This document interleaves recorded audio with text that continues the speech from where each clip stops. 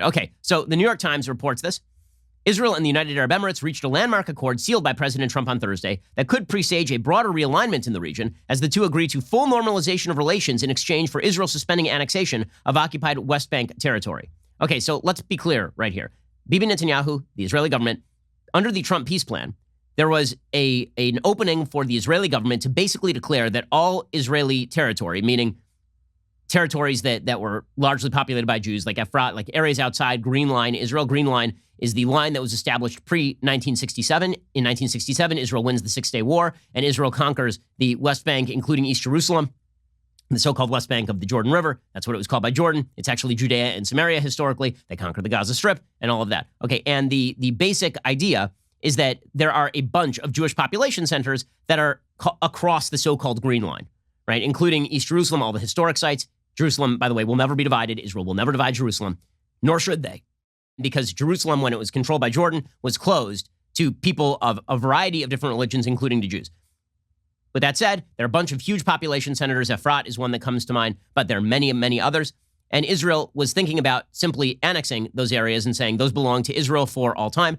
It wouldn't have made a big legal difference, honestly, because other nations that didn't want to recognize it just would not have, nor would it have taken off the table any of those areas as quote-unquote land swaps in future deals. So it would have been kind of a declaration only.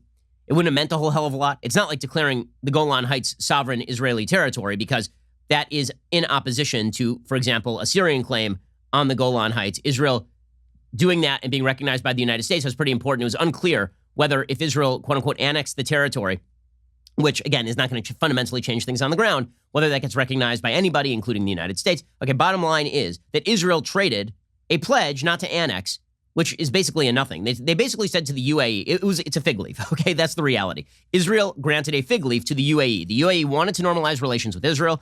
They said, we need something in return to make it look like we give a crap about the Palestinian Authority, which we actually kind of don't, and Israel said, okay, well, we just won't formally annex all this territory we know is going to end up in Israeli hands under any peace deal in the future anyway. And the UAE was like, good, done. Okay, because in reality, what this deal really is about is a mutual defense alliance against Iran. That's really what the deal is about.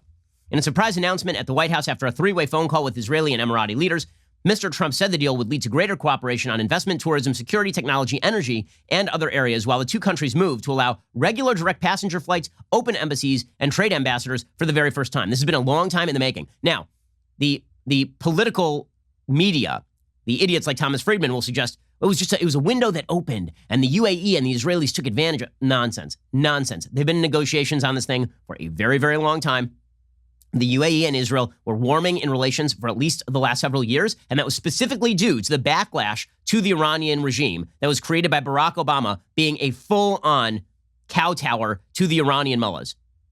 If fulfilled, the pact would make the Emirates only the third Arab country to have normal diplomatic relations with Israel, along with Egypt, which signed a peace treaty in 1979, and Jordan, which signed a treaty in 1994. President Trump announced the deal yesterday. Here is what President Trump had to say. This is a truly historic moment. Not since the Israel-Jordan peace treaty was signed more than 25 years ago has so much progress been made towards peace in the Middle East. By uniting two of America's closest and most capable partners in the region, something which said could not be done, this deal is a significant step towards building a more peaceful, secure, and prosperous Middle East. By the way, it is also apparent that Oman and Bahrain are going to follow UAE in normalizing Israeli ties, and Saudi Arabia cannot be far behind. So this means a complete opening of the Middle East in many, many ways. It is a very, very good day for peace in the Middle East. Now, that is not stopping people who hate peace from being very, very angry about this. Of course, the Palestinians have decided they are going to withdraw their embassy from the UAE, to which the UAE is like, what do we care? You guys are supported by Iran.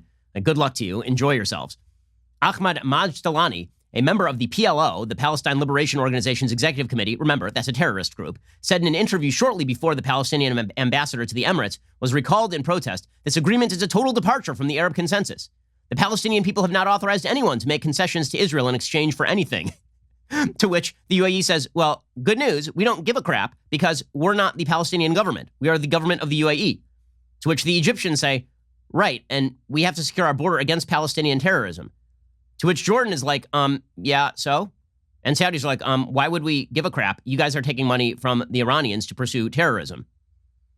Israel and the Emirates have long maintained a thinly veiled secret relationship over mutual interests. The idea of formalizing it has come up several times in the past year. The two sides essentially took it into the open after 6 weeks of indirect talks through Jared Kushner. Here was Jared Kushner, the much maligned Jared Kushner, ripped up and down as a dolt. How could he do anything in the Middle East? The stupid Trump peace plan. Jared Kushner doesn't know anything. We need experts like Susan Rice and the Barack Obama anti-Israel super team to go in there and cram down a deal on Israel. Here is Jared Kushner announcing the deal yesterday, smarter than any of these dolts. Here was Kushner yesterday.